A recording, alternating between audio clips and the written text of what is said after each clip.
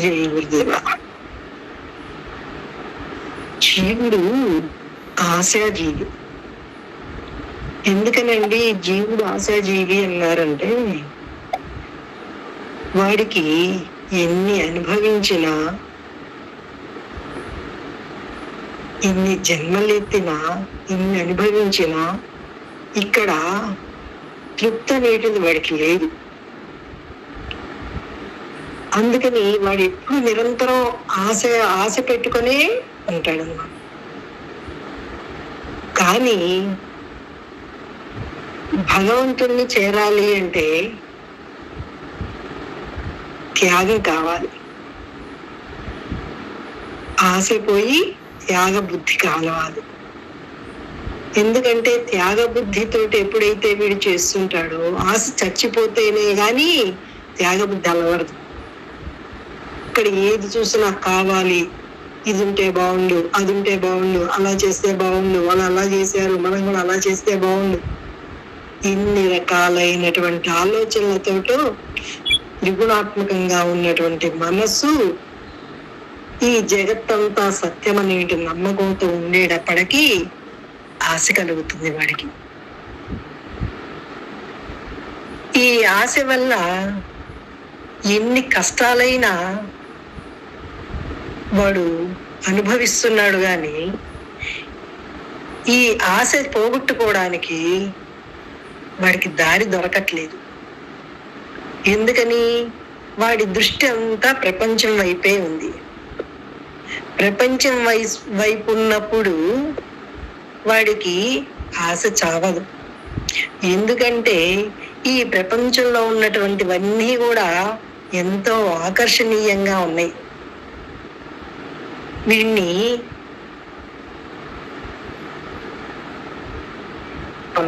వీడికి కోరికలు కలిగించే విధంగా ఉన్నాయి. పొగుడుతూ ఉంటే వీడు ఉబ్బిపోతాడు. ఎందుకు? శరీరం ఏంటి మమేకమైపోయినటువంటి త్రిగుణాత్మకమైన మనస్సు ఉండేటప్పటికీ ఆశ నేటిది వాడు నన్ను పొగడాలి, నేను గొప్పవాడిని కాబట్టి నన్ను అందరు గుర్తించాలి అనేటువంటి ఆశ. వాడు పొగిడేటప్పటికీ నేను అంత గొప్ప పని చేశాను కాబట్టి నన్ను పొగుడుతున్నాడు అని వాడు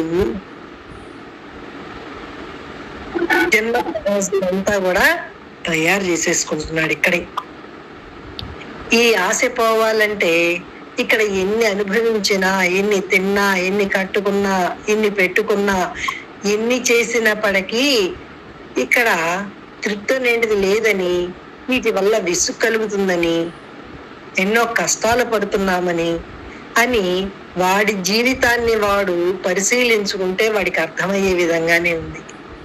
కానీ ఈ జగత్తు మీద ఉన్నటువంటి నమ్మకము వాడిని అలా చూసుకొని, జగత్తు సత్యం అనేంటి దృష్టి వాడిని ఏమండి ప్రపంచంలో అందరూ అలాగే ఉన్నారండి, మనము అలాగే ఉన్నామండి అనేటువంటి విధంగా ఆలోచిస్తాడు. కానీ ఏమిటి ఇక్కడ విసుగొస్తుంది, పనులు చేయలేక శరీరం ఓపిక తగ్గిపోతుంది, లేకపోతే ఇక్కడ చూసేటువంటివన్నీ ఎన్ని తిన్నా సరే అవి వెగట వేస్తున్నాయి, కానీ విసుగొస్తుంది, కానీ ఇక్కడ తృప్తి అనేటువంటిది లేదే, ఎందుకని ఉండట్లేదు అనేటువంటి ఆలోచన వాడికి కలగట్లేదు. అది ఎప్పుడు కలుగుతుంది? భగవంతుని యందు భక్తి పెంచుకుంటూ భగవంతుని వైపుకు దృష్టి మరలినప్పుడు, ఆ భగవంతుణ్ణి తలుచుకుంటున్నప్పుడు, ఆయనకి సంబంధించినటువంటి పూజ చేసినప్పుడు కూడా వాడికి ఎంతో శాంతి కలుగుతుంది అంతర్గతంగా. వాడు గంట సేపు పూజ చేస్తే ఒక క్షణకాలమైనా సరే ఆ భగవంతుని యందు మనసు లగ్నమైనప్పుడు వాడికి ప్రశాంతత కలుగుతుంది. అందుకనే వాడికి మళ్ళీ మళ్ళీ పూజ చేయాలనిపిస్తుంది. కానీ ఆ పూజ ఈ పూలతోటి చేయడం వల్ల వచ్చిందని, ఆ పటాన్ని చూస్తూ ఉండటం వల్ల వచ్చిందని అనుకుంటున్నాడు. కానీ ఆ భగవత్ సంబంధమైన అనంతమైన చైతన్యంతో ఈ ఆత్మ చైతన్యం కూడా తాదాప్యం చెందటం వల్ల కలుగుతుంది ఆ శాంతి అనేది వాడికి తెలియదు. కానీ వాడు అదే కోరుకుంటుంటాడు.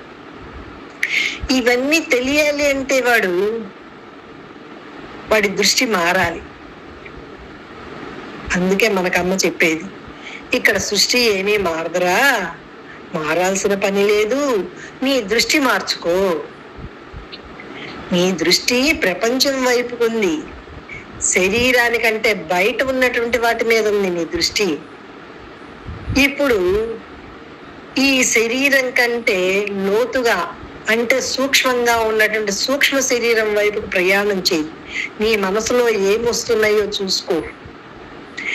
ఇది చూసుకోవాలి అంటే వాడికి గురువుని ఆశ్రయించడం కానీ, ధ్యానం చేయడం కానీ ఇవన్నీ కూడా అలవాటు కావాలి.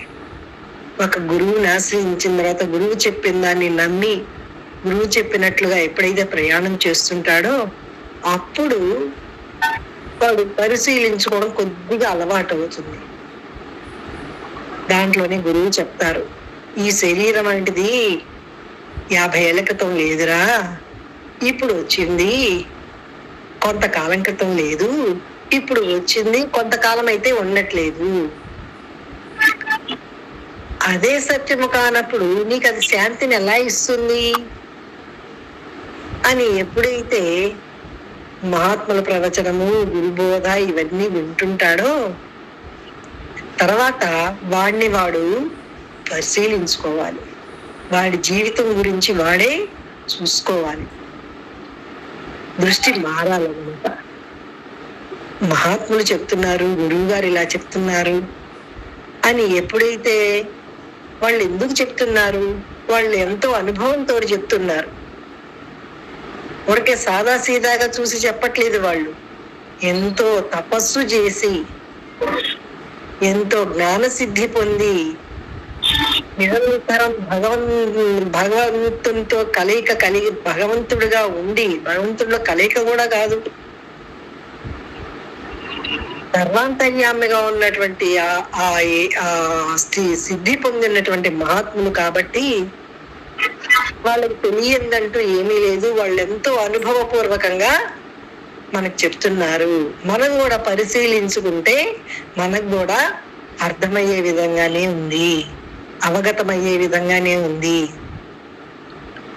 ఎందుకనండి అంటే అందరి జీవితాల్లో ఈ సుఖ దుఃఖాదులు, ఈ పరిస్థితులు, ఈ ఆలోచనలే కొద్ది గొప్ప తేడాలు ఉంటే ఉండవచ్చు కానీ ప్రతి సంసారంలో ప్రతి మనిషి అంతరంగంలో ఉండేటువంటి ఈ మనోబుద్ధి చిత్త అహంకారాలు ప్రాపంచకమైనటువంటి నమ్మకాలే వీడిని జన్మల పాలు చేస్తున్నాయి.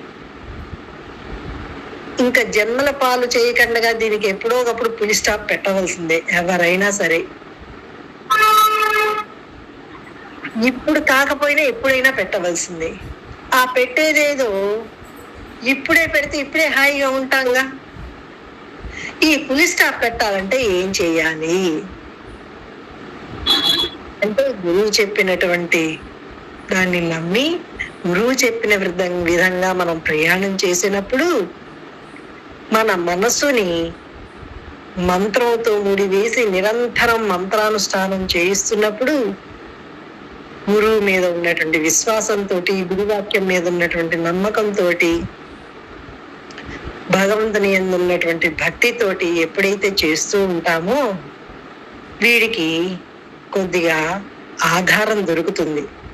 అంటే ఇప్పుడు చూడండి, పైన కొండ ఎక్కాలంటే కింద ఏదన్నా ఒక ఆధారం దొరికితే గాని ఆధారాన్ని పట్టుకొని గాని వీడు పైకి ఎక్కలేడు. అందుకే వీడు మోక్షం పొందాలనుకునేటువంటి వాడికి మోక్షం అంటే కూడా ముందర ఏమీ తెలియదు.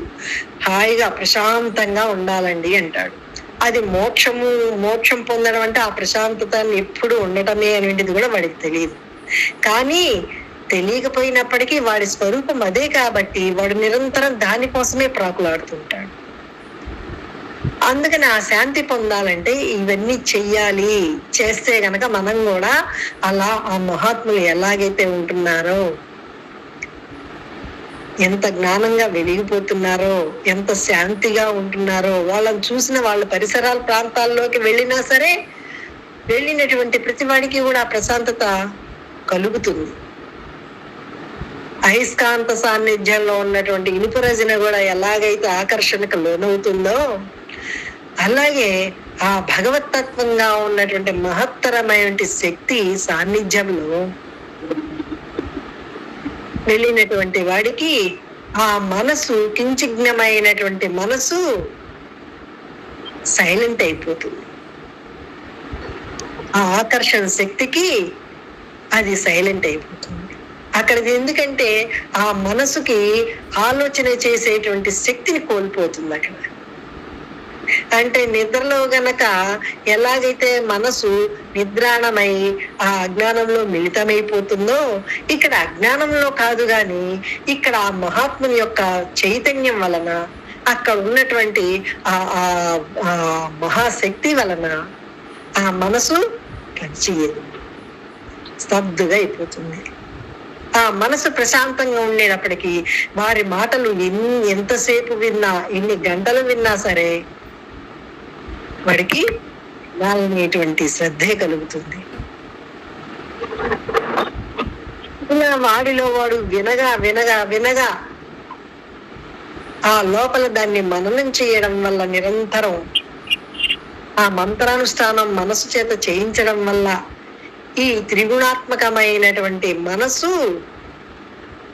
త్రిగుణాలతో కూడినప్పుడు మాలిన్యంగా ఉంది,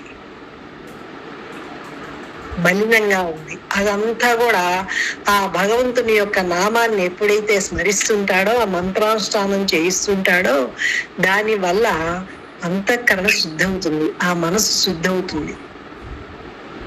అది చెప్పినంత తేలిక కాదు. అది ఒక రోజుతో, ఒక నెలతో, ఒక సంవత్సరంతో వచ్చేది కాదు. కానీ వీడు నిరంతరం ఆ రకంగా ప్రయాణం చేసినట్లయితే ఎంతో కష్టమైనప్పటికీ ఆ కష్టమైనది వాడికి తెలియకుండగా, ఎందుకని భగవంతుని యందు ఇష్టంతో చేస్తున్నాడు. ఆ భగవంతుని యందు ఎప్పుడైతే ఇష్టతతోటి చేస్తున్నాడో అప్పుడు ఈ జీవుడు అంటే ఆశాజీవి కదండి, ఈ ఆశ భగవంతుని మీద పెట్టుకుంటున్నాడు. అంటే ఈ ఆశ వస్తు వాహనాల మీద, రూపనామాదుల మీద ఉన్నప్పుడు జన్మల పాలవుతున్నప్పుడు భగవతత్వం అంటే రూపనామరహితమైనటువంటిది. ఆ రూపనామరహితమైన ఆ భగవతత్వం నందు గనక ఎప్పుడైతే మన ఈ ఆశ నుండి దాని యందు మోక్షం తప్ప నాకు ఇంకేమీ వద్దనేది పెట్టుకున్నాడో, ఎప్పుడు ప్రశాంతంగా ఉండాలని కోరుకుంటున్నాడో అప్పుడు ఈ మంత్రానుష్ఠానం నిరంతరం చేయగా చేయగా గాని వాడికి ఆ మనసు శుద్ధిగా జన్మల నుంచి, ఈ వేల వేల జన్మల నుంచి సంస్కారాలన్నీ నిక్షిప్తమై ఉన్నాయి. అవి ఎలాగో అల్లుకుపోయినాయండి అంటే చెప్పడానికి వీలు లేని విధంగా. బజార్లో వెళుతుంటే అక్కడ అనేక రకాల చెట్లు ఉంటాయి, కానీ అనేక రకాల చెట్లకు ఒకటే రకమైనది ఆ తీగ అనేది అలా మూడిపోయింది. అది ఒక రకమైనది తీగలు చూడండి, భూమికి సంబంధం లేక నేల మీదైనా అల్లుకుపోతాయి. వాటికి ఆధారంగా ఏదన్నా కొమ్మ దొరికితే అల్లుకుపోతాయి. ఈ త్రిగుణాత్మకమైన మనస్సు జగత్తంతా కూడా సత్యమైనది దాని మీద అల్లుకుపోయింది. అబ్బా మీట్లో పెట్టుకుంటారా నాన్న.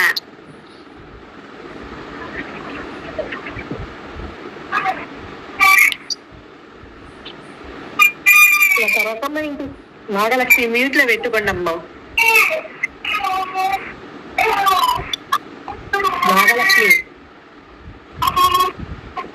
నాగలక్ష్మి మ్యూట్లో పెట్టుకోండి.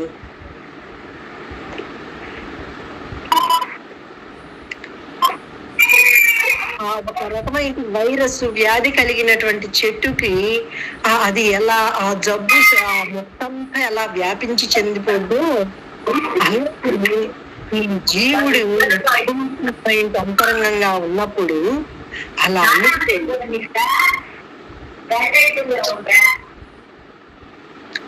నాగలక్ష్మి మింట్లో పెట్టుకోండి.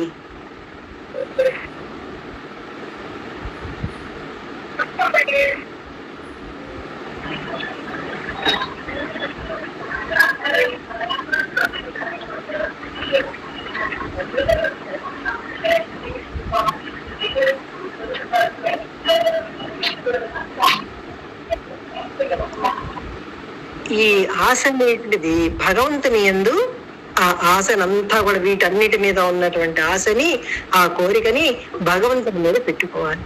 అదే ముముక్షత్వం అంటే అదనమాట. ఈ త్రిగుణాత్మకంగా ఉన్నటువంటి మనసు శుద్ధవడమే మోక్షస్థితి. అక్కడ అరిషవర్గాలు అనేటివి ఏమి కదలిక ఉండదు. ఇవన్నీ కనిపిస్తున్నప్పటికీ లోపల కదలిక ఉండదు.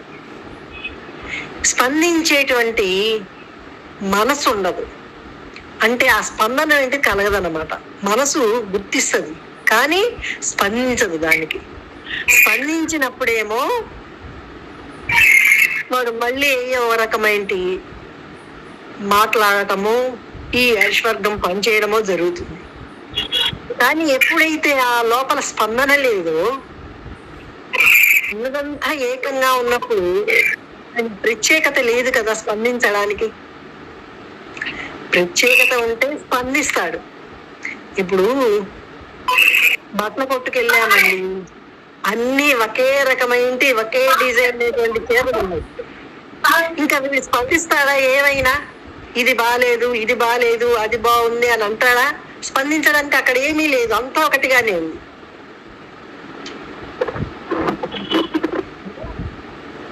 ఇక్కడ సృష్టి మొత్తం కూడా పరబ్రహ్మ చైతన్యంగా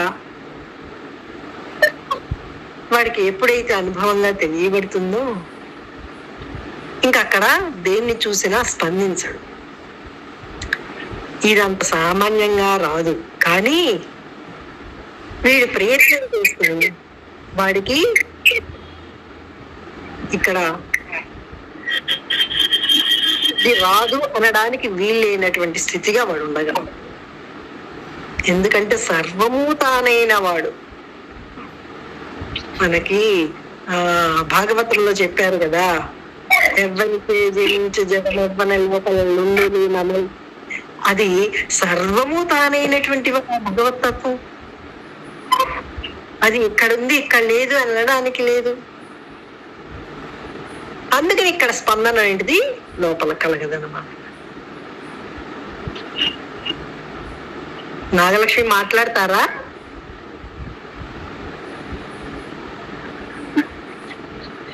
అవతల రూమ్ లో ఉందేమో. నేను ఫోన్ చేశానమ్మా, మీట్లో పెట్టుకుంటాను. ఫోన్ చేసినా కూడా తీయట్లా, మరి పక్కన ఉందేమో. అయితే మాట్లాడు. ఈ మాయామోహంతో త్రిగుణాత్మకమైనటువంటి ఆశతోటి ఉన్నటువంటి స్థితి ఇక్కడ వీడిని కనిపించేటువంటి పరిస్థితులకి ఎంత మోహానికి లోను చేస్తుంది. అసలు తమో గుణం అంటేనే మోహము.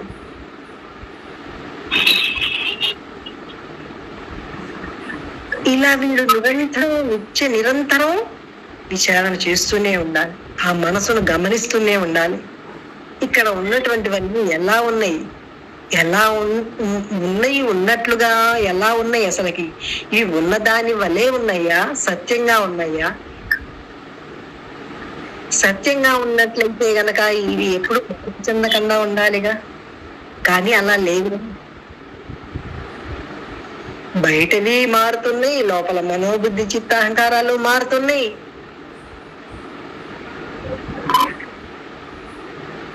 ఈ శరీరము మారుతుంది, ఇంద్రియాలు మారుతున్నాయి, అన్నీ మార్పు చెందే విధంగానే ఉంది.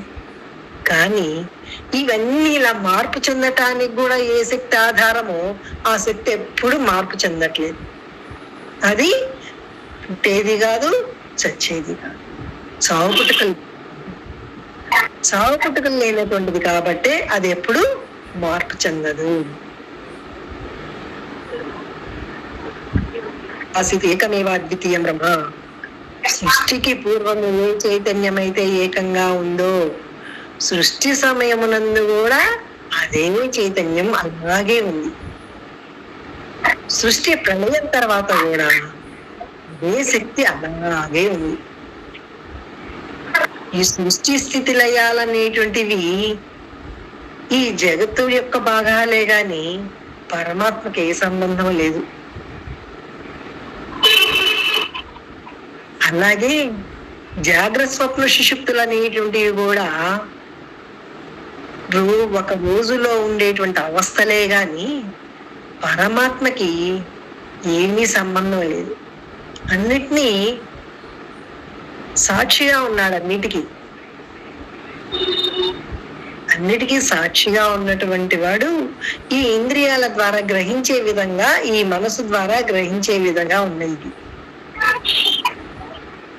కానీ స్వానుభవము, ఆ మనసు దానితో కలిసిపోయినప్పుడు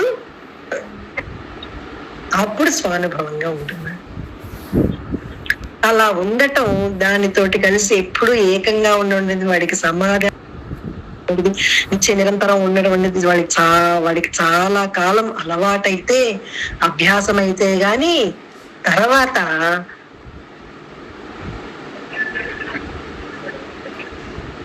ఏ పని చేస్తున్నప్పటికీ, వ్యవహారం చేస్తున్నప్పటికీ వీటితోటి కలవకుండా వేరుగా ఉన్నటువంటి జ్ఞానంతో నిరంతరం వాడున్నాడు. ఎప్పుడూ అలాగే ఉన్నాడు. కానీ అంత ముందు గ్రహించే విధంగా లేడు, ఇప్పుడు గ్రహిస్తాడు. అప్పుడు అజ్ఞానంగా ఉన్నాడు, ఇప్పుడు జ్ఞానంగా ఉన్నాడు. తెలుసుకొని జ్ఞానంగా ఉన్నాడు అన్నమాట. అప్పుడు తెలియకుండా ఉన్నాడు, అప్పుడు ఉన్నాడు మస్తిగాని. కానీ తెలియదు కాబట్టి వాడు సుఖ దుఃఖాదులకు లోనవుతూ, జన్మలకు లోనవుతూ, ఇక్కడ ఈ శాశ్వత ద్వేషాలకు లోనవుతూ, పుట్టేవంటి నమ్మకంతో ఇక్కడ అనేటువంటి పరిస్థితులకు లోనవుతూ ఎంతో దుఃఖాన్ని, అమితమైనటువంటి దుఃఖాన్ని పొందాడు. ఆ దుఃఖాన్ని పొందడం ఎందుకు పొందాడు? అజ్ఞానం వల్ల పొందాడు. అప్పుడు ఇలాగే జరిగినాయి పరిస్థితులు. ఇప్పుడు జ్ఞానం పొందిన తర్వాత కూడా పరిస్థితుల్లో ఏ మార్పు లేదు. కానీ వాడి దృష్టిలో మార్పు వచ్చింది, వాడి అంతరంగంలో మార్పు వచ్చింది. అంతకుముందు వీటిని నమ్మాడు, ఇప్పుడు అపనమ్మకంగా ఉన్నాడు. ఎందుకని? వాడి తెలుసుకున్నాడు ఇక్కడ వీటి వల్ల ఏ రకమైన ఉపయోగం లేదు. వీటిని నమ్మినట్లయితే మళ్ళీ జన్మల పాలు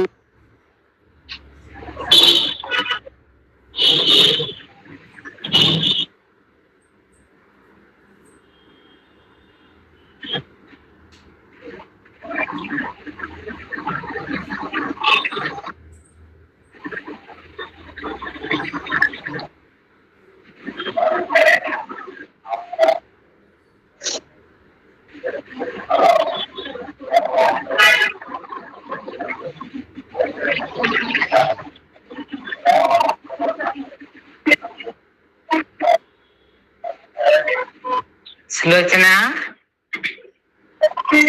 సులోచన సులోచన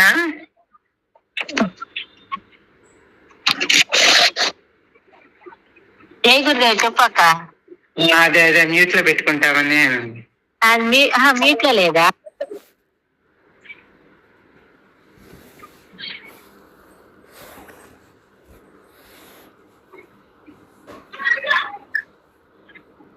మా నాగలక్ష్మి గారండి.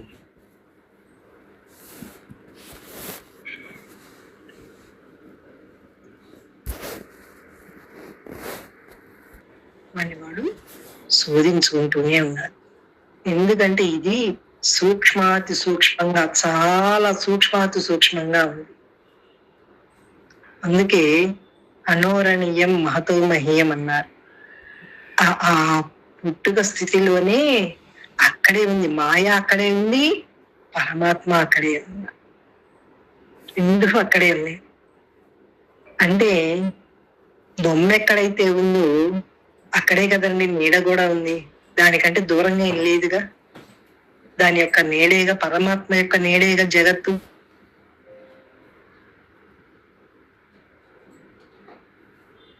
దీనికి నిత్య నిరంతరం వీడు కొంత సమాధిలో ఊరాలి.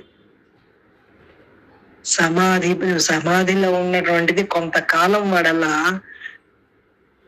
ఉండిపోవాలి. అలా ఉండగా ఉండగా గాని ఆ నెయ్యిగా తయారైన తర్వాత దేనితో ఎలాగైతే కలవదో అలా వీడు ఇక్కడ జరిగేటువంటివి అన్ని గ్రహిస్తున్నప్పటికీ దేవుని పరిస్థితిగా వాడి అంతరంగం ఉంటుంది. నాగలక్ష్మి మాట్లాడతారా?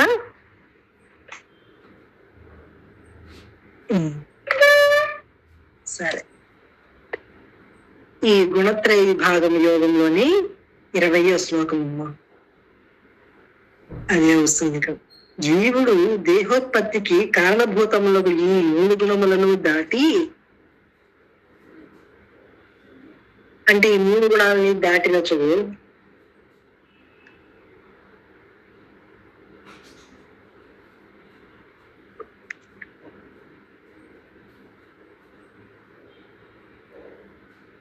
పుట్టుక, చావు, ముసలితనము, దుఃఖములు అని వాని చేత లెస్సగా విడువబడిన వాడై మోక్షమును అంటే మరణరహిత ఆత్మస్థితిని పొందుతున్నాడు. అది ఈ త్రిగుణాల్లో తిరుగుతున్నంతసేపు వాడికి చావు పుట్టుకలకు లోనవుతున్నాడు. ఎప్పుడైతే ఈ గుణాలకు అతీతంగా గుణరహితమైన గుణాతీత స్థితిలో భగవంతునిలో నిరంతరం భగవంతునితో అనుసంధానం చేసుకుంటూ మనసు వేరే దృష్టి కలగనీయకుండా ఇక్కడ ఏది కనిపిస్తున్నప్పటికీ ఇది దాని యొక్క పుట్టుపూర్వోత్తరాలన్నీ వీడు చూసుకున్నట్లయితే ఇది ఎలా అసత్యమో వాడి గ్రహింపుకొచ్చి దీని యందు ఏ రకమైన ఆసక్తి అనేటిది లేకుండగా నిరంతరం బ్రహ్మనేటువంటి జ్ఞానంగా ఉండగలదు. గుణాన్ అని చెప్పినందువల్ల రజస్తమతో పాటు సత్వగుణమును కూడా దాటి నిర్గుణ పరమాత్మను చేరవల్లని భావము. అది ఏమండి, రజోగుణము తమో గుణం కదండి ప్రధానము, సత్వగుణం మంచిదే కదండి అంటే మంచిదే, కానీ మంచి చెడులు అనేటివి లేవుగా. మంచి చెడులు అంటే ద్వంద్వంతో ఉన్నటువంటిది. కానీ మంచి చెడులకు అతీతమైన స్థితి మోక్షము. అక్కడ సత్వగుణం కూడా దాటాలి. సత్వగుణం అనేది బంగారపు సంఖ్యలు, అది సంఖ్యలే, అది కూడా బంధించేస్తుంది. నువ్వు ఎంతో చక్కగా పూజలు నోవులు అన్ని చేస్తున్నావు అమ్మా, నీకు చాలా ఓపిక, నువ్వు ఎంతో శ్రద్ధతోటి చేస్తావు, ఎక్కడెక్కడి నుంచో అన్ని తెప్పిస్తావు, ఎంతో శ్రద్ధతోటి చేస్తావని ఎవరన్నా 4 మాటలు చెప్పేటప్పటికీ ఉబ్బిపోయి ఇదే నిజమని ఇంకా ఇంకా ఎక్కువ రకాలు తెప్పించడానికి, ఇంకా ఎక్కువగా చేయడానికి, అంటే విషయ దృష్టితోటే చేయడానికి, అంటే ఇక్కడ ఆశ పెట్టుకునే చేయడానికి అది సందిగ్ధమవుతుంది, రెడీ అయిపోతుంది. అందుకని సత్వగుణం కూడా దాటాలి. మంచిదే సత్వగుణం, రజోగుణం తమో గుణం కంటే మంచిదే, కానీ అది కూడా దాటాలి. అయితే మొట్టమొదట తమో గుణమును పారద్రోలి సత్వగుణమును బావుగా అభ్యసించవలెను. ఆ పిదప నిస్సంకల్పాత్మ స్థితి యందు ఆ సత్వగుణము దాని ఎంతట అదే అతిక్రమింపబడగలదు. ఎప్పుడైతే నేను ఎక్కువ సత్వగుణంతో, అంటే ఈ విషయాలతో సంబంధించినటువంటి బయట వస్తువులతో సంబంధించినటువంటిది కాకుండా మనసుతోటి భగవంతుని ధ్యానిస్తూ నిత్య నిరంతరం ఎప్పుడైతే ఉంటున్నాడో ఆటోమేటిక్ గా ఆ సత్వగుణాన్ని కూడా దాటగలడు అనమాట. ఎందుకంటే మనకి శంకరాచార్యులు వారు చెప్పారు ఆత్మ పూజ, మానసిక పూజని. వాటికి బయట ఏ పూలతోటి పని లేదు, ఏ నీటితోటి పని లేదు, ఏ వస్తువుతోటి పని లేదు. అంత భావనగా లోపల ఆ భగవంతుడికి అన్ని సేవలు చేసేస్తుంది. అప్పుడు మనసు శుద్ధత తొందరగా చెందుతుంది అన్నమాట. ఈ డబ్బులతోటి సంబంధం లేదు, మనుషులతోటి సంబంధం లేదు, దేనితోటి సంబంధం లేదు. అది ఉదయమా సాయంత్రమా నుండి దానితోటి సంబంధం లేదు.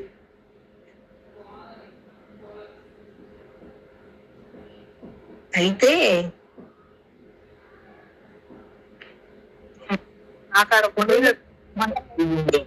వలన కలుగు అపకారమేదియో అవి తొలగినందువలన కలుగు గొప్ప ఉపకారమేదియో ఈ శ్లోకమునందు తెలుపబడింది. అది గుణాల వల్ల ఏం నష్టపోతున్నాం, ఆ గుణరహిత స్థితిలో ఉండాలంటే ఏం చెయ్యాలి, ఎలా చెయ్యాలి అనే దాని గురించి చెప్తున్నారు అన్నమాట. దేహములను సృష్టించుటయే వాని వల్ల కలుగు దారుణముగా అపకారము. ఈ గుణాల యొక్క అపకారం ఏమిటండి అంటే మళ్ళీ శరీరం వచ్చేట్లుగా చేస్తాయి. ఎందుకని వాడిలో పుట్టాన్ని ఏమిటి నమ్మకం పోలేదు పూర్తిగా. ఇక్కడ కనిపించేటువంటి ఎందు సత్యత్వ బుద్ధి ఉంది. ఇవన్నీ ఏంటంటే మళ్ళీ వాడికి అపకారం చేస్తున్నాయి. అపకారం అంటే ఏమిటండి అంటే మళ్ళీ జన్మ రావడమే అపకారం. ఇంకా అంతకంటే గొప్ప కష్టమే ఉందండి. ఇక్కడ తల్లి గర్భ నరకము, బయటకు వచ్చిన తర్వాత ఇక్కడ అన్ని కూడా దుఃఖభూయిష్టమైనటివే కదా. పరిశీలించుకోక వీడు ఆహా ఓహో ఎంతో బాగుంది అనుకున్నాడు కానీ తెలియక పూర్వము వాడు తెలుసుకున్న తర్వాత దీన్ని విశదీకరించుకుంటే వాడు విచారణ చేసుకుంటే ఇవన్నీ దుఃఖం కలిగించే విధంగానే ఉన్నాయి. దుఃఖమే కాదు జన్మల పాలు చేసే విధంగా ఉన్నాయి. వాని వల్ల జీవుడు జగమన్న రూపము ఈ సంసార చక్రం నుండి తప్పించుకొనజాలడు ఎప్పుడైతే వీటిలోనే తిరుగుతున్నాడో. ఇంకా అందుకే సాధన మోక్షం పొందడం అంత తేలిక కాదు. కొన్ని జన్మల సాధన చెయ్యాలి అంటే కొన్ని జన్మల్లో చేసినటువంటి సాధన వల్ల గాని చివరి జన్మలో వాడు ముక్తిని పొందడు అనేది మనకి. ఎందుకంటే ఈ జీవుడు ఆ పరమాత్మ నుంచి విడినప్పటి నుంచి ఆ అపనమ్మకం ఎప్పుడైతే భ్రమకలోనయ్యాడో అప్పటి నుంచి ఎన్ని వేల కోట్ల జన్మలు అయిపోయినాయో. పుట్టి చచ్చి ఇప్పుడు గాని వాడు విసుగొచ్చి ఆ విసుగొచ్చిన తర్వాత కొద్దిగా పుణ్యాన్ని సంపాదించుకుంటూ కొద్దిగా ఒక జన్మలో కొద్దిగా సాధన చేసుకుని మళ్ళీ జన్మలో ఆ సాధనని పెంచుకుంటూ సాధన మాత్రమే. ఆ మొదట్లో వాడు సాధన చేసేటప్పుడు ఆ మనసు సాధన చేయడానికి ఇష్టపడదు, ఎన్నో ఆటంకాలు చూపిస్తుంది. ఇప్పుడు కాదులే అంటుంది.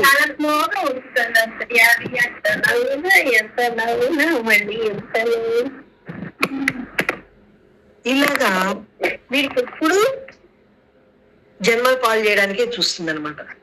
ఒక దేహము పైన ఒక దేహం చూడును. హలో నాగలక్ష్మి, ఈ రోజు కొద్దిగా నాకు పని ఉందిలే. పిల్లలకి ఆరోగ్యం బాగాలేదు, పాపం ఏడుస్తున్నారు. మీరు మ్యూట్ లో పెట్టుకోండి. మ్యూట్ లో లేదు, ఇందాక నుంచి డిస్టర్బెన్స్ గా వస్తుంది. అవునా, అది ఆ ఇంట్లో ఉందే. అదే అయినా సరే డిస్టర్బెన్స్ గానే ఉంది. పెట్టాలి, అది ఆ ఇంట్లో ఉంది ఫోన్. అనుకున్నాం ఫోన్ చేసింది అక్క, చేస్తేను పలకపోతేనే వేరే చోట ఉంది అనుకున్నాం మేము కూడా. నేను వేరే గదిలో ఉన్నా, అది వేరే చోట ఉంది. ఒక దేహం పోయిన తర్వాత ఇంకో దేహం, ఒక దేహం పోయిన తర్వాత అదే. అందుకే 84 లక్షల జీవరాశుల్లో వీడు పుట్టి పిల్లలకి ఎండలకి జ్వరం వచ్చింది సుభాష్ని. అదే మొన్న పోలియో డ్రాప్స్ ఏదో వేయిస్తే దాని వల్ల అన్నారు కదా, అది తగ్గిపోయిందా? అది నొప్పి తగ్గింది కానీ మళ్ళీ పాపం వాళ్ళ ఒళ్ళు వేడి పడి తెగ ఏడుస్తున్నారు, ఇద్దరు ఏడుస్తున్నారు. అవునవునులేండి. ఇక్కడ ఎండ ఎక్కువగా ఉంది మంగళగిరిలో బాగా. డ్రాప్స్ వేస్తే జ్వరం వస్తుందమ్మా. వచ్చింది, 4 రోజులు అయిందండి వేయించి. తగ్గాలి. నిన్న లేదు, మొన్న 2 రోజులు ఉంది కానీ మళ్ళీ ఈ రోజు కొంచెం వెళ్ళి ఒళ్ళు బాగా వేడిగా ఉంది. ఎండ ఎక్కువగా ఉంది. ఏసీ వేస్తే ఏమో వీళ్ళకి జలుబు చేస్తున్నది. చిన్న పిల్లలు కదా, కాసేపు వేసి తీస్తుండండి. వేసినా దక్కుతున్నారు, అది భయం వేస్తున్నది. అట్లాగా మీద పెట్టి ఫ్యాన్ వేయకండి. ఫ్యాన్ వేయకుండా 30 తక్కువలో పెట్టుకోండి. తక్కువలో పెట్టుకుంటే ఊరికినే చల్లగా ఉంటుంది కొంచెం. సరేనండి. ఎండాకాలం పసిపిల్లలు చాలా జాగ్రత్తగా కాస్త అరిటాకులు తెప్పించి వాటి మీద ఉడకబెట్టండి. కాస్త చెప్పారు మొన్న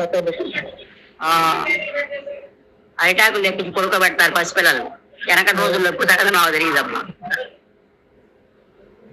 ఎప్పుడైనా దాని వల్ల ప్రమాదం ఏం లేదు. చల్లగా లేదు కానీ అరిటాకులు అందుకే. కొద్దిగా చల్లగా ఉంటాయి కాబట్టి హ్యాపీగా ఉంటుంది పిల్లలకి.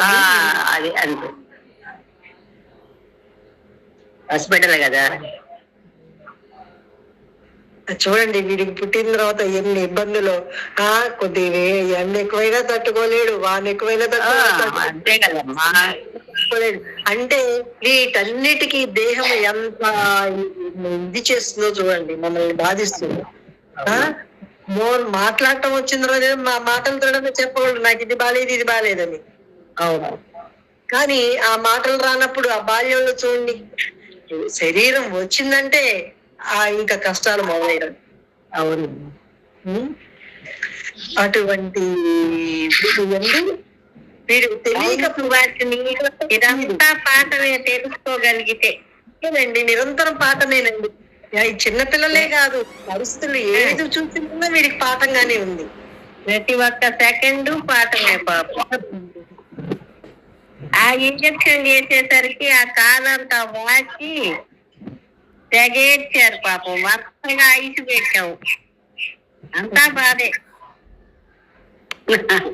అందుకే అమ్మ చెప్పారు, జీవితమే బాధరా, ఎందుకురా నీకు జీవితం అంచబడుతున్నారు కదా అమ్మ. అదే అదే పసిదనం అంటే మరి మనకు తెలియదు, కానీ మన కళ్ళ ముందు ఇవన్నీ చూస్తున్నాం. జరుగుతుంటే బుద్ధి తెచ్చుకోవాలి. అది మళ్ళీ జన్మ వస్తే ఇదే దుఃఖము. నిజమమ్మా, చూస్తున్నాం కదా వాళ్ళు పడే బాధలన్నీ. సరే,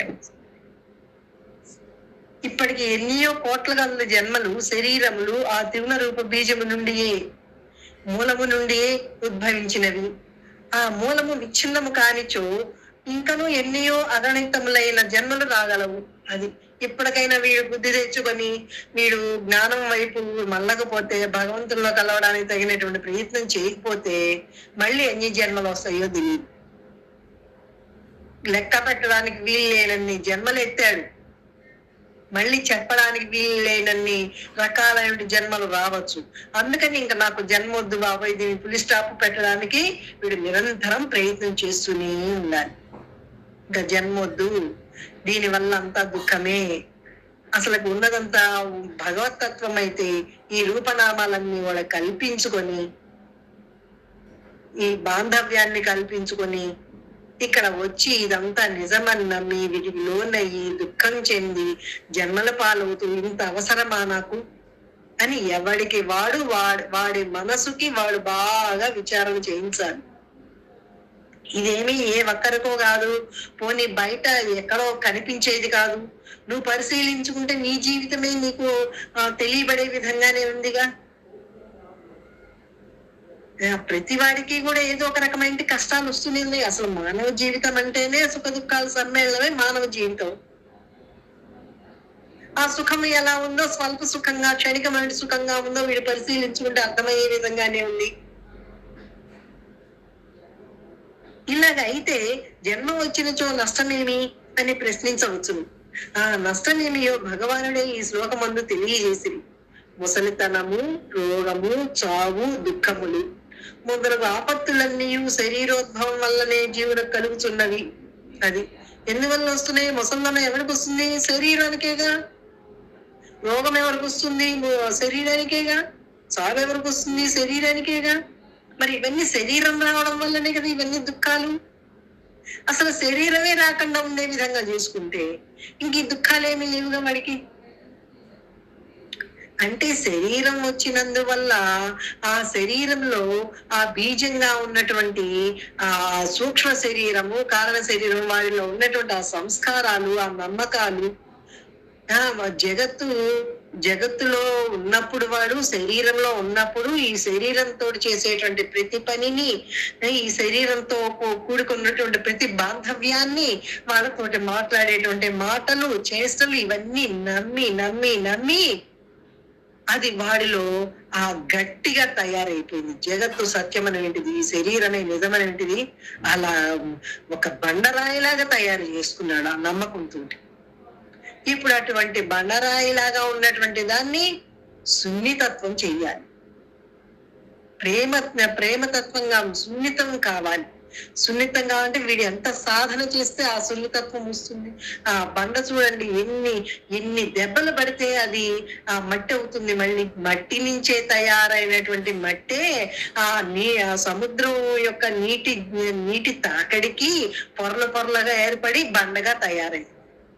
మళ్ళీ ఇప్పుడు ఆ బండని పగలగొట్టి అది మళ్ళీ మట్టిగా తయారవ్వాలంటే ఎన్ని దెబ్బలకు పడాలి, దానికి ఎంత సాధన ఉంది, దానికి ఎంత శ్రమ ఉంది.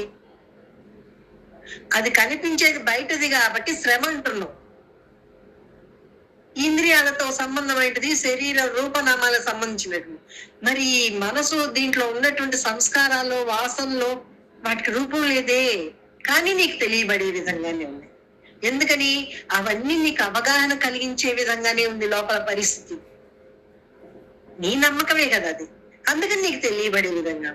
అది నీ నమ్మకం నీకు తెలియబడే విధంగా ఉంది కాబట్టే నువ్వు ప్రయత్నపూర్వకంగా ఆ నమ్మకాన్ని నువ్వే పోగొట్టుకోగలవు.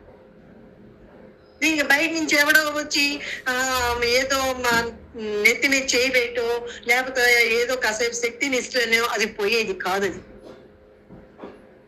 అది నీవు ఏర్పరచుకున్నటువంటి నమ్మకము, నువ్వే కదా కల్పించుకుంది ఇదంతా. నీ కల్పన అంతా కూడా నీవే తీసేసుకోవాలి, చాలా ప్రయత్నంగా తీసేసుకోవాలి. అదేమి ఉప్పు అంటే పోయే విధంగా లేదు. నేను మంత్రం చేస్తున్నానంటే చాలదు. మంత్రానుష్ఠానం చేస్తూ ఆ మనసుకు విషయాన్నందాన్ని ఇవ్వకుండా, కనిపించేటువంటి వాటి ఏ రకమైన ఆసక్తి లేకుండా చేసుకుని, వాటి నమ్మకండగా ఇవి ఎలా దుఃఖాన్ని కలిగింపజేస్తున్నాయో మనసుకు పదే చెప్పుకుంటూ, ఆ భగవతత్వం అంటే ఎంత ఆనందమో ఎంత శాంతో అనేటిది వాడికి అనుభవంగా తెలియబడుతూనే ఉంటుంది. ఆయన నిర్గుణుడు, ఆయనకి ఏ గుణాలు లేవు, ఆయనకి ఏ ఆకారము లేదు, ఏ వికారము లేదు. పరమాత్మ స్థితి నందు ఏముందండి? ఏమీ లేదు. అటువంటి దాన్ని నిరంతరం వీడు లోపల చూసుకోగా, మనసు చెప్పుకోగా ఆ నిరంతరం సాధన చేసుకుంటుంటేనే గాని, శోధించుకుంటూ సాధన చేసుకుంటే గాని ఈ ఆపత్తులన్నీ కూడా, ఈ ప్రమాదం అంతా కూడా, ఆ ప్రమాదం పోతుందా అంటే నిజంగా చెప్తే అండి అది అసలుకి లేదు. ఉన్నదనేటి భ్రమ కలిగింది కాబట్టి అది పోతుంది, భ్రమ నివారణ అవుతుందని చెప్పుకుంటున్నాం. ఆ ఎండమావలో నీరు ఎప్పుడు వచ్చినాయండి? అవి నీరు ఎప్పుడూ లేవు, ఉన్నదాని వలే ఉన్నాయి అంతే.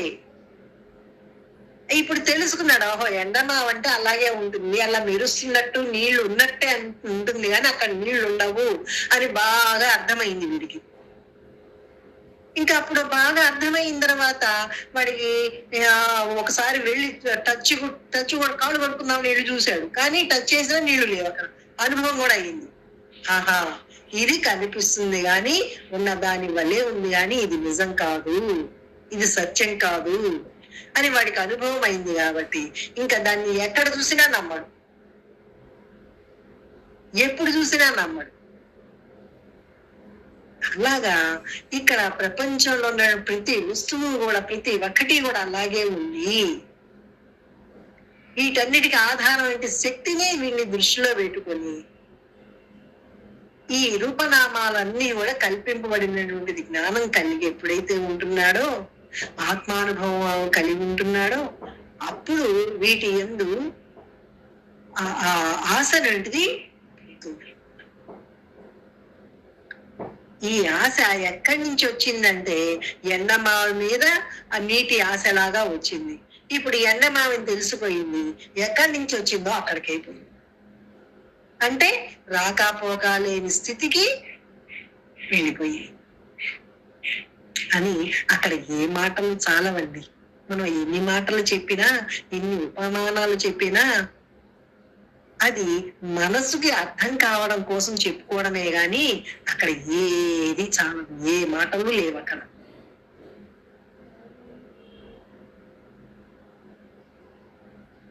కాబట్టి అసలు శరీరమే రాకుండా అనగా జన్మ లేకుండా చేసుకున్నటే ఉత్తమము. అట్టి జన్మరాహిత్యము గుణములను దాటినప్పుడే కలుగగలదని ఇచ్చట స్పష్టంగా చెప్పివేయబడినది. అది అటువంటి ఆత్మానందం మోక్షం కావాలంటే, వీడు జన్మ లేకుండా చేసుకోవాలంటే ఈ గుణాలన్నిటిది గుణరహితుడిగా ఉండాలి, గుణాతీత స్థితిగా ఉండాలి, అంతరంగము గుణాలకు లోను కాకుండా ఉండాలి. ఆ గుణాలన్నింటిది వాటి ప్రభావము కొద్ది గొప్పైన లోపల ఉంటూనే ఉంటాయి. దేనికంటే ఆ త్రిగుణాలతో కూడినటువంటి మనసు ఉన్నప్పుడే ఈ శరీరం నిలిచి ఉంటుంది. కాకపోతే అవి ఉన్నప్పటికీ ఎండమావలో నీరు కనిపిస్తున్నాయి, ఎలాగైతే వాటి యొక్క సత్యత్వం తెలుసుకుని ఉన్నాము, అలాగే ఇక్కడ అన్ని కనిపిస్తున్నప్పటికీ కానీ దేనిని కూడా నమ్మకండగా అంతర్గతంగా వచ్చేటువంటి బాధలనేమో వీడు ఓర్చుకుంటూ, బయట కనిపించేటువంటి వాటినేమో నమ్మకండగా, ఇక్కడ శరీరానికి వచ్చేటువంటి బాధలేమో ఇవి కొన్ని దానికి తగినటువంటి మందులో లేకపోతే ఏదో సేవిస్తూ, ఎందుకంటే ఈ శరీరం ఉన్నంత కాలం నీ మనసు ఆత్మస్థితి ఎందు లగ్నమై ఉండాలంటే ఈ శరీరం ఆరోగ్యంగా ఉంటేనే గాని ఆ మనసు అక్కడ ఏకాగ్రత కుదరదు.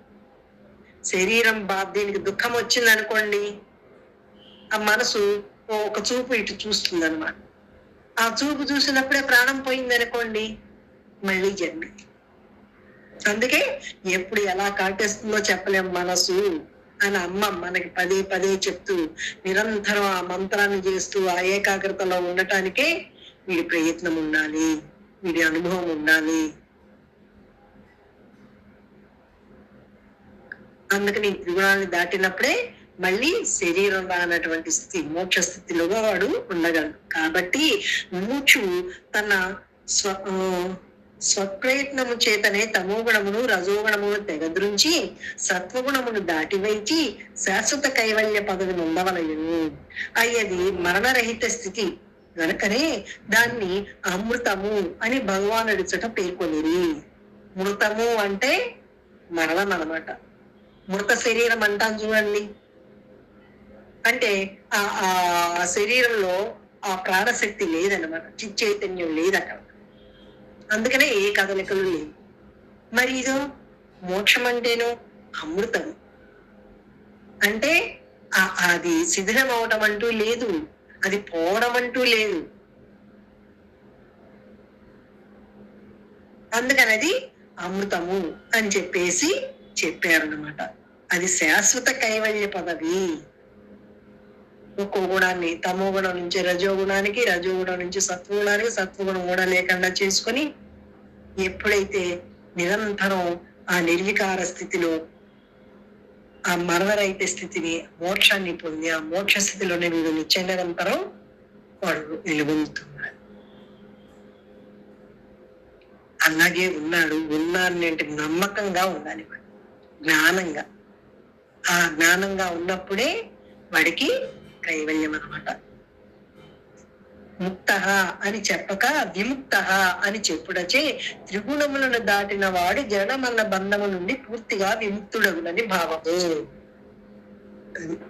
అంటే ముక్త అంటే వాడు ఆనంద స్వరూపంగా ఉండిపోయాడని, విముక్త అంటే దుఃఖం నుంచి విడిపడ్డాడు. అంటే త్రిగుణాత్మకంగా ఉన్నటువంటి ఈ త్రిగుణాల నుంచి, దుఃఖాన్ని జన్మల్ని కలిగించేటువంటి త్రిగుణాల నుంచి విడిపడ్డాడు, విముక్తి పొందాడు. అదే విడుదల చెప్తాం కదండి. ఈ దేహములు దేని వల్ల కలుగుతున్నవి? త్రిగుణముల వలన. మరణరహితమవు కైవల్య మోక్ష పదం ఎట్లు చేకూరగలదు? ఈ 3 గుణములను దాటుటచే. దేహము వచ్చినచో నష్టమేమి? ముసలితనము, రోగము, చావు, వియోగము, దుఃఖము మున్నగునవినయన్నీయు ఈ దేహము వల్లనే సంభవించటం వల్ల అది మహానర్థదాయకమై ఉన్నది. అది మామూలు అనర్థం కాదు. ఏమన్నా చిన్న చిన్న నష్టాలు పోతే గనక చాలా నష్టపోయామండి అంటాం, లేకపోతే చాలా అనర్థం జరిగిందండి, చాలా విపరీతమైన పరిస్థితి అనర్థం జరిగిందండి, జరగకూడదు జరిగిందండి అంటాం. కానీ ఇదో మహానర్థదాయకం. మామూలు చిన్న అనర్థం కాదు, చాలా చాలా జన్మల పాలు చేస్తుంది అది. అందుకే మహా అనర్థం అన్నారు. అంత అంత అనర్థం చేసేటువంటి దానిని వీడి గుణాల నుంచి విడిపడినప్పుడు ఇంకప్పుడు అమృతం అవుతుంది. కావున దేహరహిత జనమల రహిత ఆత్మస్థితిని జీవుడు పొందవలేము. జీవుడు ఆత్మస్థితిని నిరంతరం పొందాలి. మోక్షస్థితి ఎట్టిది? అది జన మరణము లేని స్థితి, అమృతము. త్రిగుణములను దాటిన వాడు మోక్ష పదవి నొందునని శ్రీకృష్ణ భగవానుడు చెప్పగానే, అట్లు దాటిన వాడి ఏ లక్షణములతో కూడి ఉండునో తెలుసుకున్న వల్లని అర్జునులకు కుతూహలము కలుగా ఆ విషయముల గురించి భగవానుడు ప్రశ్నించుచున్నాడు.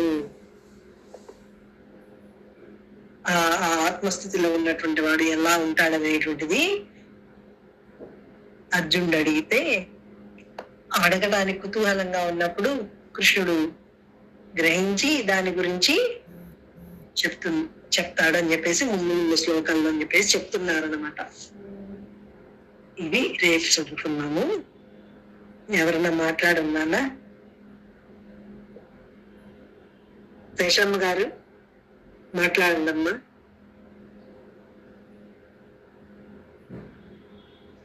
నమస్కారం తల్లి. నిన్న సార్ వచ్చాడమ్మా, నిన్న మొన్న మాకు పాఠం చెప్పాడు. అంటే పాఠం అంటే ఏమన్నా ఊరికే గుర్తు చేసుకొని అన్ని అంటే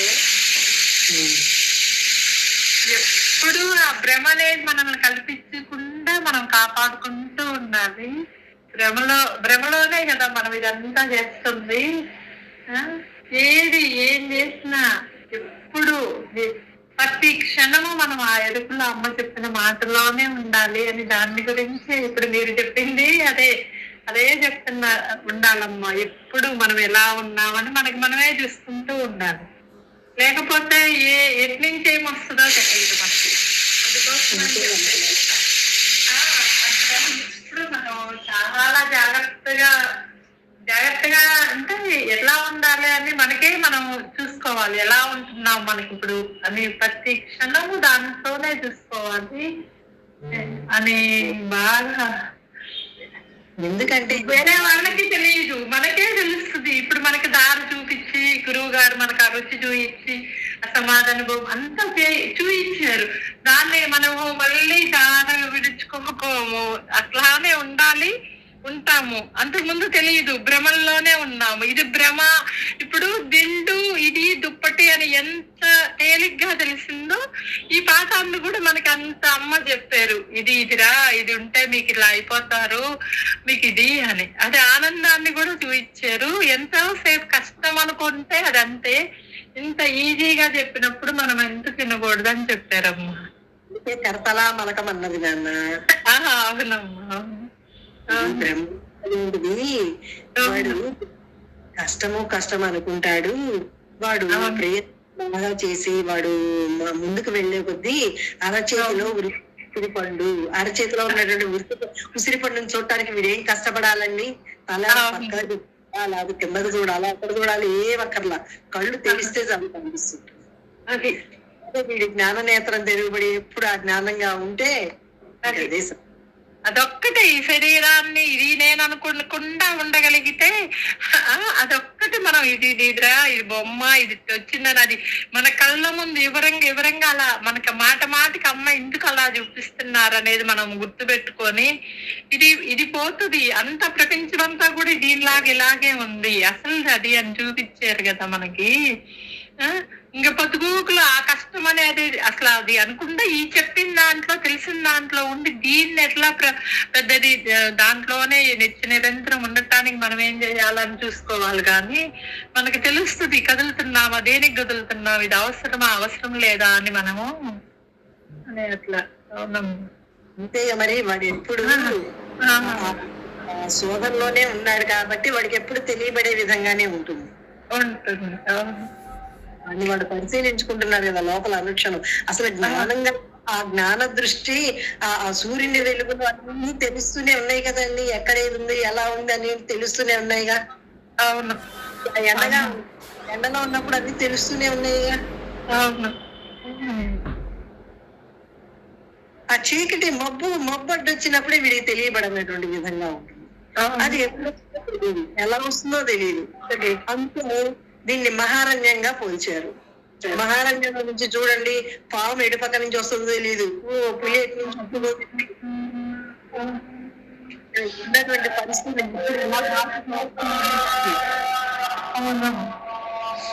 రకాలుగా వస్తాయో తెలియదు. కానీ ఎప్పుడు నువ్వు ఆ ఎరుకలో ఉన్నట్లయితే మనము చెప్తున్నా కూడా యాక్సెప్ట్ చేయాలి. అంటే మనసు స్వీకరించిన పరిస్థితిగా ఉంటాడు. వాడు జ్ఞానంగా ఉన్నాడు కదా, అక్కడ ఎప్పుడు అగ్నిగా ఉంది, ఎప్పుడు అగ్నిగా వచ్చిన దగ్ధమైపోతాయి.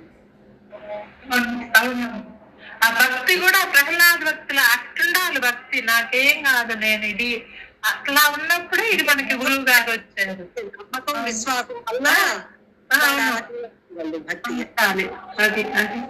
అది ఉండాలి. భక్తి అంటే మనం పూజలు చేసే మనకు తెలిసారు, గురువు వచ్చి చూపించారు, అది ఒక వంతు స్వీకరించారు. అంత భక్తి నాకుందా, నేను అలా ఉంటున్నానా అని మనకు మనం చూసుకోవాలి అనేది. మొత్తం సర్వధర్మాన్ని మొత్తం పరిత్యాగం చేయి. నువ్వు నేనున్నాను అనుకో, నువ్వు చెయ్యి, ఈశ్వరుడు పని చేస్తున్నాను. ఎప్పుడు అమ్మ ఇంత పెద్ద శ్లోకం కూడా చెప్పదు, నేను ఈశ్వరుడు పని చేస్తున్నా అన్నానా అనేసి. అట్లా అనుకోని చేయండి అమ్మా అనేసి మనం అట్లా ఉండాలి. సర్వధర్మాన్ పరిత్యజ్య మామేకం శరణం వ్రజ అని అదేగా చెప్పారు భగవానుడు. అన్ని పనులు కానీ నాకు విడిచిపెట్టేసే, వాటి ఫలితాన్ని వాసించకు. ఇలాంటి దృష్టి కూడా లేకుండా పోవడమే వాడికి. పరమాత్మ ఏమి చేయట్లేదు కదా, పరమాత్మ శక్తి వల్ల ఇంద్రియాలు చేస్తున్నాయి అంతే. నేను సంబంధం లేదు, వాడిని ఎప్పుడు ఉన్నాడు. ఆఖరికి అమ్మ అనుభవంలో ఉన్నానంటాం కూడా, నువ్వు రెండుంటే నేను అనుభవంలో ఉన్నానని చెప్పుకోవాలిగా. ఒకటే ఉన్నప్పుడు నువ్వు అదే చెప్తావు, అది ఆటోమేటిక్ గా నోరు పడిపోయి అది కామ్గా ఉంటామని మన అమ్మ కూడా అదే చెప్తారు కదా. ఏం చెప్తాడు వాడు? అవునమ్మా, ఉండాలి నిత్య నిరంతరం. అది ఎప్పుడు నుంచి పొంచుకోవచ్చు కాకుండా మనం చూడగలగాల. అమ్మ మనకి అంత వివరంగా ఏకాగ్రత అంటే అది ఎప్పుడు ఆ ఏకాగ్రతలో ఉన్నట్లయితే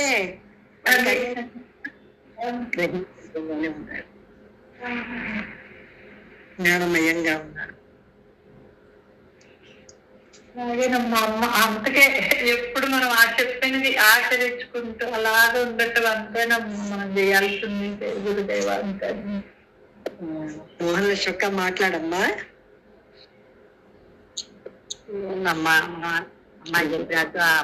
అమ్మ చెప్పినట్టు వినటమే, అమ్మ చెప్పినట్టు చేయటమే. అమ్మ ఏం చెప్పారు, ఎంత బుజ్జి రూపంగా వచ్చావురా నువ్వు, ఎంత బుజ్జి రూపంలో వచ్చావురా నువ్వు, కంది కిందంత రూపంలో వచ్చి ఇంత అయ్యావురా, నీలో ఇన్ని రకాలు ఉన్నాయిరా, అది గ్రహించుకోరా అని చెప్తుంటారా అమ్మ. మర్రి గింజ చూడు ఎంత సూక్ష్మంగా, ఆవ గింజ కంటే కూడా సన్నగా ఉంటది. కానీ అది భూమిలో పడినప్పటికీ దానికి వాతావరణం కలిసి వచ్చేప్పటికి ఎంతలా విస్తరించిందో, ఎంత వృక్షం ఉందో చూడు. అట్లాగే ఇప్పుడు వచ్చావు, ఎంత వృక్షం అయ్యావురా నువ్వు, నీలో ఇన్ని రకాలు ఉన్నాయిరా అని చెప్తారమ్మ. ఎప్పుడు అమ్మ మాట వేద పాఠం కదా మనకి. తాపత్రయం ఉండాలమ్మా మనిషిలో, వినటం కాదు చేయటం కాదు.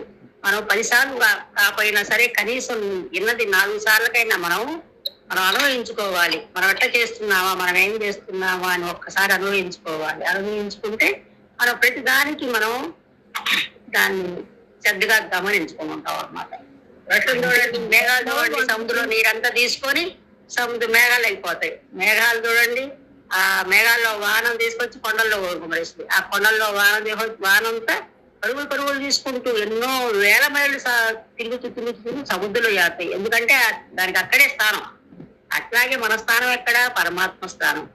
ఆ పరమాత్మ స్థానం తెలియక మనం ఇన్నాళ్ళని చూడుకున్నాం. ఇప్పుడు తెలిసింది ఎక్కడ నీ స్థానం ఏదో తెలిసింది. దానికి నీ తాపత్రయం ఉండాలి, నీ పరుగులు, నీ తాపత్రయం నీ మనసులో ఉంటే అదే ఉండాలి. అట్లా గ్రహించుకోవాలని చెడి మనం. ఆ గ్రహించుకుంది నువ్వు తాపత్రయం ఉంటేనే నువ్వు పై రాగలవు. తాపత్రయం కాదు దాన్ని అనేది, వాడి ఎందు భగవంతుని ఎందు శ్రద్ధాభక్తులు, సాధన, తపస్సు ఉండాలి. తాపత్రయం అంటే ఆది దైవక తాపము, ఆధ్యాత్మిక తాపము, ఆది భౌతిక తాపములన్నీ వస్తాయి. తాపత్రయం కావాలి. మనకి ఏం కావాలి? దీన్ని ఆ పదం ఇక్కడ వాడరు. అదే తపస్సు అంటారు దీన్ని. తపస్సు చెయ్యాలి, తప్పించాలి, దీనికోసం తప్పించాలి. బాగా మనం తప్పించిపోతే గాని మనం అంచుకు చేరలేము, మనం ఆ పట్టుకు చేరలేము. మనం అది మనకు కావాలి. ఉన్నట్లుగా అనుభవంగా ఉండలేడు వాడు. తాపత్రయం మనలో ఉండాలి. అమ్మ చెప్పినట్టు మనం మోక్షానికి కలుపులో కావాలి. అదే కావాలి కదా, దీంట్లోకి వచ్చాము మనం. అది తెలియక వచ్చాము, కానీ తర్వాత తెలిసింది మనకి ఏం కావాలిరా అంటే ఇది మనకు కావాలని వచ్చింది. ఇది కావాలని గ్రహించుకున్నాం కదా అందరం. ఇది కావాలి కదా, పుట్టుకలతో రోజు ఒక 12 ఎప్పుడు వద్దా, ఎప్పుడు విందామా, ఎప్పుడు చేద్దామా అని వింటున్నాము. అమ్మ దగ్గరికి హైదరాబాద్ రంగాలి, అమ్మ దగ్గరికి వెళ్దాం ప్రభుత్వం తీస్తున్నాం. ఎందుకు? ఆ తాపత్రయంలో ఉండబట్టే. తినాలి, 24 గంటలు మననం చేసుకోవాలి. దాన్ని మనలో మనం ఏం చేస్తున్నామని 24 గంటలు మనల్ని అనుభవించుకోవాలమ్మా. ఇది ఇంకోటి శోధించుకోవాలి, మనం శోధించుకోవాలి. నాకు చదవటం చేతకాలేదు కానీ మళ్ళీ మనం శోధించుకొని దాన్ని తప్పించేయాలన్నమాట. మనం ఏం చేస్తున్నాము, మనం ఏం మాట్లాడుతున్నాం నాన్న అనేది ఒకటి ఉండాలన్నమాట. అది ప్రతి వాళ్ళకి రావాలి, వస్తుంది, అందరికీ వస్తుంది. ఇది ఎప్పుడైతే సత్సంగం వింటున్నాము ప్రతి వాళ్ళకి అది తప్పకుండా వస్తుంది. అది వాడిలో వాడు మనన్న ముసలవడం తర్వాత వాడు మైండ్ ఉన్నప్పుడు అది వస్తుంది. భారతంలో దానికి ఏమీ లేదు, అందరిలో ఉన్నది అదే కాబట్టి తపన ఉండాలి. వాడికి తప్పనిసరిగా అది ఉన్నది అన్నప్పుడే అన్నమాట. ఆ తపన ఆరాటం మనలో ఉండాలి. మనం పైకి వచ్చేస్తాం, ఏం కావాలి. కాకపోతే మన ప్రయత్నం బలంగా ఉండాలి.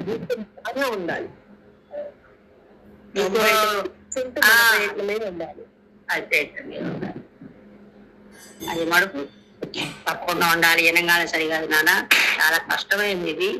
దాన్ని మనం వినాకటి తింటున్నాము, చేస్తున్నాము, చూస్తున్నాము, మనం అనుభవిస్తున్నాము. అమ్మలాగా అమ్మ చెప్పారా, అమ్మ పాఠం జీవిత పాఠమే కదా అమ్మది. అమ్మ పుస్తకాలు మొత్తం జీవిత పాఠమే, మనకు జరిగేటువంటిదే కదా. ప్రతి నిమిషం అమ్మ చెప్పింది. అమ్మ పొద్దు పుస్తకాల్లో అయితే అమ్మ ఫస్ట్ లో అయితే చెంచా పోయిన ఎత్తుకుంటాను రా, మనసు అక్కడ ఉంటది, కానీ వాళ్ళు చేస్తూనే ఉంటారు, మనసు అక్కడ ఉంటది అని ఆ పాఠం చెప్పేవాళ్ళు. ఫస్ట్ జీవిత పాఠమే అమ్మది. మంది ఇంటి పాఠమే, ఒంటిళ్ళు ఇల్లు అమ్మ జీవిత పాఠం. అదే మంది కూడా. మనం అట్లానే ఉన్నాం కదా, కాపురాలు చేస్తూ మన ఇళ్లలోనే ఉన్నాం కదా, మనం కూడా అదే. ఇది తేలిక పాఠం కదా.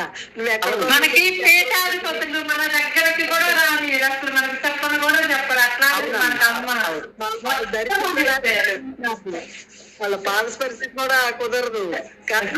అమ్మ పక్కన కూర్చొని అమ్మ ఒళ్ళో కూర్చుంటున్నాం, అమ్మ ఒళ్ళో పెట్టి కూర్చుంటున్నాం. తల్లి నిజంగా అదే మనకి ఎంత అదృష్టము, చెప్పండి. మనకి వాళ్ళంత అదే మన అదృష్టం. మనకంతా విడమర్చి చిన్న వంట చేసుకునే పదాలతో చెప్తున్నారమ్మ. నేను అప్పుడు 15 మంది ఉండేవాళ్ళమ్మ, వాళ్ళని నేను అమ్మ అని పిలిచేవాళ్ళు నన్ను అని. మనం అది అట్లా మనం కూడా ఎక్కడికెక్కడ తెగ్గొట్టుకొని పెంచుకోకుండా ఉండాలమ్మా. ప్రేమతత్వం పెంచుకోవాలి, ఈర్షతత్వం తీసేయాలి. ఎప్పుడైనా ప్రేమతత్వం పెంచుకుంటే నువ్వు అన్నింటినీ నీ బాధలో అనుకుంటావు, అన్ని నేనే అనుకుంటావు. ఎప్పుడైనా ప్రేమతత్వం లేకపోతే అన్ని నువ్వు అనుకోలేవు. జయించగలం, ప్రేమతోటి దీన్నే జయించగలం. కానీ ఆ కోపంతో ఆవేశంతో జయించలేం. భారీ వస్తుంటాయి అప్పుడప్పుడు. ప్రేమతోటి జయించామనుకో, ప్రేమతో ఉన్నాం అనుకో, అందరికీ హాయిగా ఉంటుంది. ప్రేమతో హాయిగా ఉంటుంది, ఎవరిని నొప్పించదు. ఒకటి నొప్పించదు, నువ్వు హాయిగా ఉంటావు ఎప్పుడు.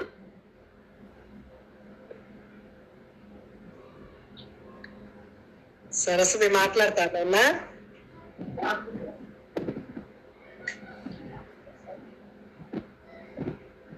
గురుదేవ అమ్మ, నమస్తే.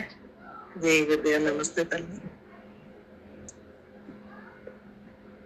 ప్రేమతత్వం అంటే మనకి లలితా శాసన మైత్యాది వాసనాల లభ్య మహాప్రలయ సాక్షిన ఆ ప్రేమతత్వమే మనని ఇట్లా ఈ దారికి తీసుకొస్తుంది అమ్మ గురుదేవులు. అందరిలో ప్రేమ, అందరిలో సమభావం కలిగి ఉండడమే కదా ప్రేమతత్వం.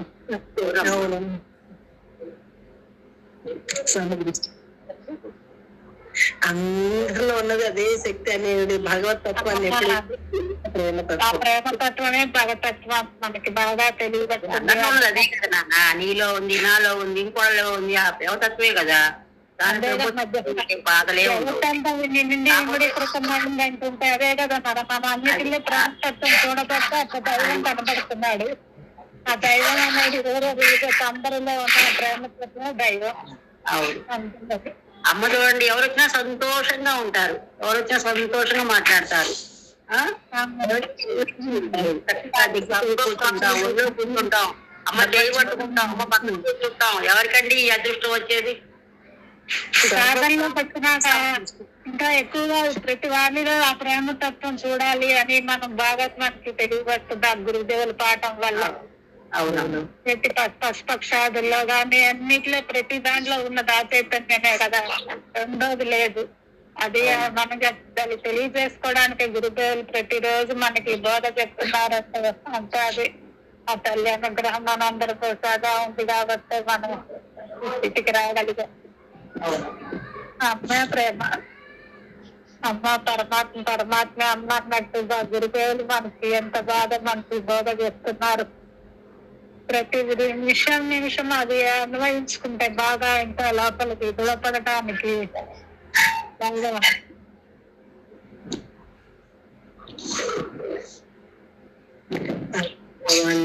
చేసుకుంటే గాని వాడికి ఉన్నది ఉన్నట్లుగా తెలుసుకోలేడు. గురుదేవు ఎట్లా ఏ రూపంలో వచ్చి చూపిస్తున్నాడు మనకి ఆ ప్రేమతత్వం తెలుస్తుంది.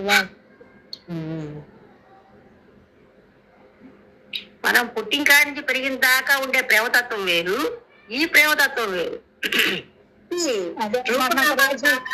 అనుకుంటున్నాడు అది ప్రేమతత్వం కాదు, ఒక్క ప్రేమే, అది ఇది స్వార్థంతో కూడినటువంటి ప్రేమ, ఒక వస్తువుటువంటి ప్రేమ, ఒక అంటే పిల్లలకి, అంటే పిల్లలు కూడా రూపనామాలతో కూడి ఉన్నారు, ఆ దృష్టి ఉంది. అప్పుడు అవునమ్మా, రూపనామ సహితమైన ప్రేమ, ఇది రూపనామ రహితమైన ప్రేమ. అందుకే ప్రేమ తత్వం అన్నారు దాన్ని. తత్ అంటే జయత్వంతా నిన్ను ఉన్నటువంటి చైతన్యం కదా, అదే ప్రేమ తత్వం. ఇప్పుడు సత్యసాయి బాబా ప్రేమ స్వరూపులారా అని చెప్పేసి పిలుస్తారు, అది ప్రేమ తత్వం. వారి దృష్టిలో అదే ప్రేమ తత్వం. జన్మనాడు చెప్పిన ఉపన్యాసాల్లో మానవుడికి 2 జన్మలు అంటుంటే పుట్టి తల్లి జన్మనిస్తే గురుదేవుడు జన్మరాహిత్యం చేస్తాడు, అది 2వ జన్మ. ఇప్పుడే 2 పుట్టడం ఇదే జ్ఞాన మార్గంలోకి వెళ్తున్నాయి. 2వ జన్మాన్ని బాగా అప్పుడు పుట్టినట్టు లెక్క. మిగతా ఆ పుట్టాడని పేరుకే గాని వాడు అజ్ఞానంగా ఉన్నాడు కదా, అందుకని పుట్టినట్టు కాదనమాట. అసలు పుట్టుక ఇప్పుడు జరిగింది అంటే వాడెవడో వాడు తెలుసుకొని ఆ గురుదేవుడు తెలియజేశారు కాబట్టి అప్పటి నుంచి పుట్టిన లెక్క. అప్పటి నుంచి వీడి సాధన బిగిన్ అవుతుంది కదా.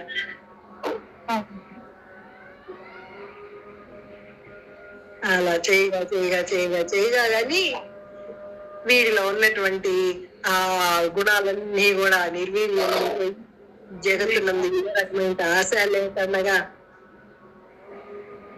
వీటి ఎందు ఏ రకమైన సత్యత్వం లేదు, వీటి వల్ల ఏ ఉపయోగం లేదు, వీటిని అమ్మినట్లయితే జన్మల పాలవుతాన్ని వాడిలో వాడు కలిగేటువంటి ప్రతి ఆలోచనకి, ప్రతి భావనకి వాడు దోష దర్శనం చేసుకుంటూ ఆ ఉన్న సత్యాన్ని ఉన్నట్లుగా గ్రహిస్తూ ప్రతి దాంట్లో అనుక్షణంలా గ్రహిస్తూ కానీ దృఢపడగలరు.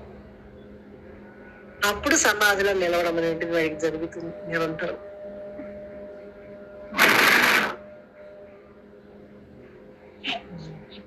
శ్వేతక్క మాట్లాడతామ్మా. నమస్కారం అమ్మా. ఏ పని చేస్తున్నా అది అని గుర్తింపులో కనుకుంటే ఆ పని అసలు ఎట్లా చేసింది కూడా తెలియదమ్మా. అది జరిగిపోతుంది, తానుగా ఉన్నప్పుడు చాలా హాయిగా ఉంటుంది. ఇట్లాంటి తత్వాన్ని తెలియజేసిన అసలు గురుదేవునికి అసలు ఎంత ఎంత రుణపడి ఉన్నాం అనిపిస్తుంది. మన అంతరంగాన్ని మళ్ళీ జన్మకి రాకుండా మనం ఎవరికి వాడు చేసుకుంటే అదే గురువుకి ఇచ్చేది.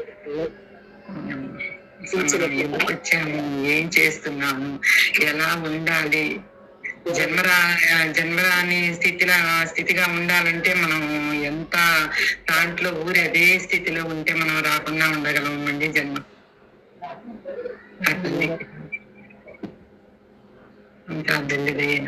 జన్మల్లో నుంచి ఉన్నటువంటి వాటన్నిటిని కూడా క్లియర్ చేసుకుంటూ ఆ గురువు చెప్పినటువంటి దాన్ని అన్వయించుకుంటూ ప్రతిదీ కూడా చేసుకుంటూ శుద్ధి చేసుకుంటూ అంతఃకరణలో ఏ మాలిన్యాలు ఉండగా చూసుకుంటూ ఏ పని చేస్తున్నా ఆత్మశక్తి వల్లే చేస్తున్నాను నేను అది అని బాగా భావనగా వస్తుంది కానమ్మా. కానీ ఈ తత్వం అంటే జగత్తంతా నిండి ఉన్న పరమాత్మ తత్వం, ఈ ఉపాధులు పోయిన తర్వాత ఈ జీవులుగా ఉండే నేను ఒకటే అని బాగా తెలియబడి ఆ స్థితిలో ఉండాలంటే చాలా సాధన ఉందని అర్థమవుతుంది. ఇప్పుడు భావితుడు కదా, భగవతత్వం అంటే భావానికి అన్నాడు కదా, అది కేవలము అనుభవమే. అనుభవం అని కూడా పెట్టడం కాదు, అలా ఉండటం అన్నమాట. ఈ మాటలు కూడా సరిపోవు. కానీ భావితుడుగా ఉన్నటువంటి వాడు బ్రహ్మ భావితుడు కావాలి కదా.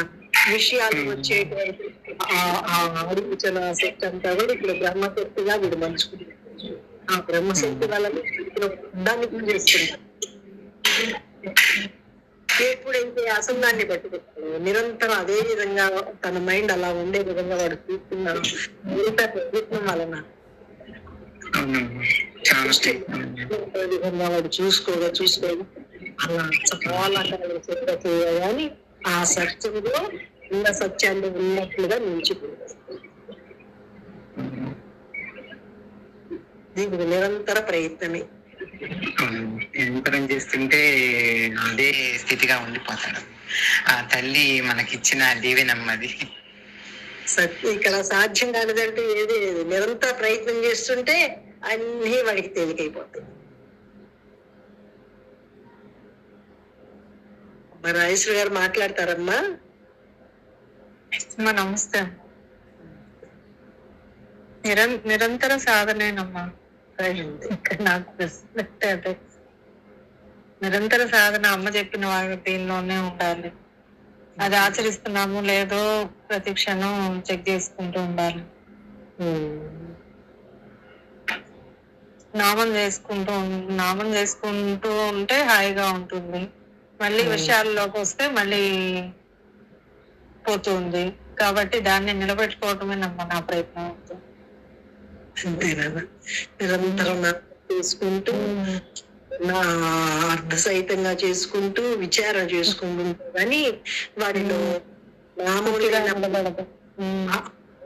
అంటే ఇప్పుడు విషయానికి వెళ్ళినప్పుడు కూడా ఆ విషయానికి వీడు ముందుగానే విచారణ రెడీ అయ్యి ఉండాలన్నమాట. ఇప్పుడు లాంటి ఇల్లంతా ఎలా సర్ది చూసుకుంటాము, అట్లాగే పరిస్థితి ఎప్పుడు ఎలా వస్తుందో మనకు తెలియదు. కాబట్టి వీడు మైండ్ గా విడిగానే వీడు విచారణ చేసుకుని అంతా రెడీగా ఉన్నాడు అనుకో, పరిస్థితులు వస్తుంటాయి, ఎప్పుడు మార్పు చెందుతూనే ఉంటాయి. ఎప్పుడల్లా ఏది వస్తుందో తెలియదు. కాబట్టి వీడు మారకుండా ఉంటుంది. మంత్రం బాగా చేయండి అమ్మా. విచారణ కూడా చేస్తున్నారా? ఇప్పుడు కొంచెం అలవాటు అవుతుంది విచారణ. నేను ఇంతవరకు మంత్రమే చేసుకుంటూ ఉండేదాన్ని, అదే ధ్యానంలో ఉండేదాన్ని. కానీ విచారణ కూడా ఇప్పుడు కొంచెం అలవాటు అవుతుంది. అలవాటు అవుతుందిలేమ్మా. అలా నిరంతరం విచారణ చేసుకుంటూ మంత్రం చేసుకుంటూ అంటే మనసుకి విషయం అనేటిది ఏది అందనివ్వకుండా ఈ మంత్రానుష్ఠాన విచారణ ధ్యానము ఇవే నీటిలో అనుకోండి. ఇక్కడ కనిపిస్తున్నాయి, ఈ ప్రపంచంలో అన్ని కనిపిస్తున్నాయి. ఇవి ఏమాత్రం అవి ఎంతకాలం ఉంటున్నాయి? ఇవి క్షణభంగురంగా ఉన్నప్పుడు కూడా ఎలా మార్పు చెందుతున్నాయి? ఇవే ఒక రకంగా స్థిరత్వంగా లేవు. ఈ స్థిరత్వం లేనటువంటి వాటిని ఆధారపడి చేసుకున్నానుకో, స్థిరత్వం లేనంటే జన్మ పునరపి జన్మం పునరపి మరణం, మళ్ళీ జన్మలే కలుగుతుంటాయి. అందుకని వీటన్నిటికి ఆధారంగా ఏ శక్తి అయితే ఉందో ఆ భగవత్ శక్తి, అదే సత్. ఇవన్నీ వస్తూ ఉంటాయి, పోతూ ఉంటాయి అని ఎప్పుడు దృష్టిలోకి తీసుకోకుండా పరమాత్మని దృష్టిలో ఎప్పుడైతే పెట్టుకుని ఉంటాడో ఆ విచారణ కూడా ముందు ముందు బాగా వస్తుంది. బాగా మంత్రం చేయండమ్మా. అలాగే శివప్రసాద్ శివప్రసాద్ వెళ్ళిపోయాడా, ఉన్నాడా? వెళ్ళిపోయాడమ్మా, నిన్నే వెళ్ళిపోయాడు. మరి నిన్న మొన్న ఉన్నప్పుడు చక్కగా ఈ సద్గురు బోధ కూడా ఆన్ చేసుకొని ఉండాల్సింది. అంటే ఎండకాలం వచ్చాడమ్మా, ఈవినింగ్ టైం లో కలిసామమ్మా. సరే సరేలేమ్మా. ఒకవేళ ఈ టైం అయితే ఏదో చక్కగా సద్గురు బోధ ఆన్ చేసుకొని ఉండొచ్చు. 6:00కి వచ్చాడు. అదే మెండలు కూడా బాగా ఉంటున్నాయి కదా.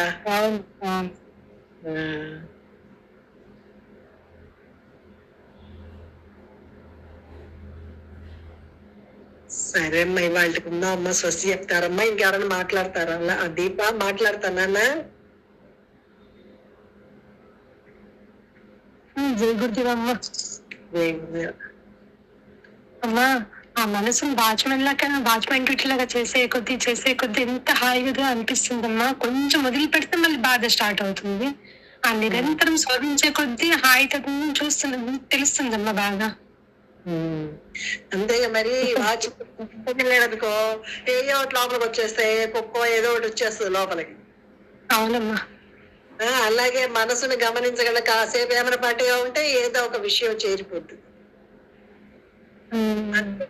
జాగ్రత్త జాగ్రత్త జాగ్రత్త. ఎప్పుడు ఆ వాచ్మెన్ ఉద్యోగం ఎప్పుడు పరిశీలిస్తూనే ఉండాలి, ఆ మనసును గమనిస్తూనే ఉండాలి. నమ్మి నమ్మి ఉంది కాబట్టి దాన్ని గమనించడం. తర్వాత దానికి బాగా రూఢి అయిపోయింది అనుకో, ఆ విచారణ చేసి ఆ సమాధిలో ఊరడం అలవాటు అయిపోయి ఇలా అలవాటు అయిపోయింది అనుకో, ఇంకప్పుడు ఇవి కనిపిస్తున్నా సరే వాటి స్పందించదు అనమాట. అప్పుడు మనసు ఆ దృఢత్వం వచ్చేంత వరకు మాత్రం వీడి వాచ్మెన్ ఉద్యోగం. అవునమ్మా. ఆ విచారణ కూడా బాగా చేసి పెట్టుకుంటే ఏది వచ్చినా అంత ఇది ఇబ్బంది అనిపించట్లేదమ్మా. అక్కడికి తీసేసుకోగలుగుతున్నాము.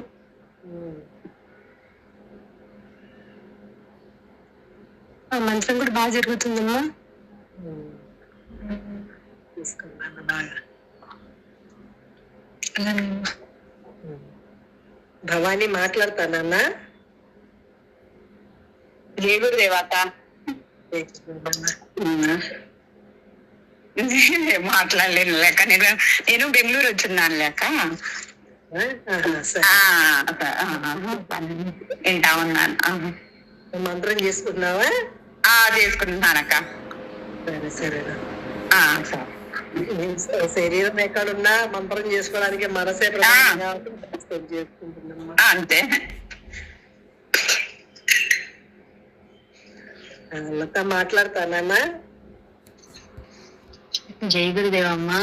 మీరు ఇందాక రూఢి అని, నిజంగా మా గురువు కోసం పడే తపన అట్లా తప్పించిన తర్వాత ఈ మార్గంలోకి వచ్చాక గురువు నిరాకారం అనేది తెలిసిన తర్వాత అమ్మా, ఆ గురుతత్వంలో ఎంతసేపటికి ఎందుకంటే నేను అక్కడే ఉన్నాను అన్న అనుభవం తెలియబడిన తర్వాత అమ్మా, ఇంకిక్కడవి ఏవి కనిపించినా ఏవి ఎలా తెలియబడినా అమ్మా, ఇంకా వీటి మీద అదొక మబ్బులాగా ఉంటది తప్పించి, అది వచ్చి వెళ్ళిపోతున్నట్టే ఉంటది తప్పించి ఇంకా అది నిజమని నమ్మదమ్మా. ఒకవేళ ఆ క్షణకాలం ఏమన్నా అనిపించినా కానీ తర్వాత అలా వచ్చి అలా వెళ్ళిపోతున్నట్టే ఉంటది కానీ ఇంకా దాని మీద నమ్మకం అంటూ పెట్టుకోదమ్మా. ఆ రూఢి అయ్యేంత వరకు మాత్రమా ఆ గురువు తనలో కలుపుకోవడానికి ప్రతి క్షణం బోధ, పాఠం అనండి ఏదైనా కానీ అది లోపల దాని అంతా కానీ జరిగిపోతూనే ఉంటదమ్మా. ఆ రూఢి అయిన తర్వాత మాత్రం ఇంకేమీ ఉండదమ్మా. అదే గురు కృప, ఈశ్వర కృప, ఆత్మ కృప, శాస్త్ర కృప అంటే ఇవే అన్నమాట. ఇవన్నీ నిరంతరం వాడి మైండ్ దాంట్లోనే తిరుగుతుండే విధంగా చేస్తుంది ఆ కృప, ఆ భగవత్ కృప. అలా ఉండటానికి వీడు దాన్ని అలా నమ్మి ఉన్నాడు అనమాట. భగవతత్వాన్ని అలా నమ్మున్నాడు కాబట్టి ఆ కృప వర్షిస్తూ ఉంటుంది ఆ గురు శక్తి. అంతేనమ్మా. ఇక్కడ కష్టము అనే మాట కూడా అమ్మా ఆ రూఢి అయిన తర్వాత ఇంకా కష్టానికి నష్టానికి తేలికకి ఇంకా దేనికి తావు లేదమ్మా. ఎందుకంటే అమ్మా అవన్నీ వద్దనుకున్నాకే అవి వాటి మీద ఒక రకమైన ఇది వచ్చిన తర్వాత ఇవన్నీ చెయ్యడానికి శరీరం మాత్రమే వచ్చిందని తేల్చుకున్న తర్వాత ఇంకా ఆ పదానికి కూడా లేదమ్మా, ఉన్నదే ఆనందం అంతే. అందుకే అక్కడ ఏ మాటలు సరిపోవు, అక్కడ మాటలు లేవు అక్కడ. అవునమ్మా. సంతోషం.